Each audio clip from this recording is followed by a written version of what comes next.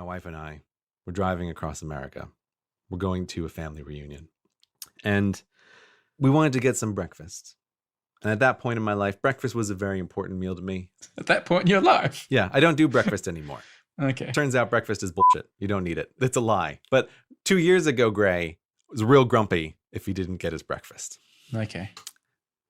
So my wife and I, we look up on TripAdvisor. We're trying to find a place. And we eventually pick a place that looks like it's nearby and has a reasonable TripAdvisor rating. So we go into the restaurant. Hmm. And you know, when you're with another person, sometimes it's a little bit hard to judge what's going on in the other person's mind.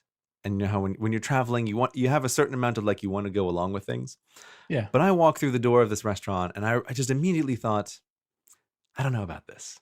I can't put my finger on what it is. Something is amiss here. And were I on my own, I would have turned around right then. But you're with someone and there's an inertia that the two of you have rolled through the door together. And so you just don't say anything. Did you think it was unsafe or unhygienic or what was the feel? It's hard to say what it was. Just a little bit of something's not right. Okay. The decor in the restaurant was, I would say, quirky, but something just seemed off and I couldn't place it. I hope this is going to end up from dusk till dawn and it was a vampire hangout or something. I'm afraid it was not a vampire hangout. Right. But there was nobody else in the restaurant, which is objective thing one. Yeah, that's a problem. It's not a good sign. Hmm. There's a little bit of confusion. The waitress eventually shows up with what I presume is the owner who's sort of standing nearby by the counter. I can't quite figure out what the situation is. We're looking at the menu. We order what we're going to order. And they disappear off back into the kitchen, the two of them. Hmm. And I'm realizing it's super warm in this restaurant, uncomfortably warm as we're sitting there. And then suddenly a fly lands on my wife.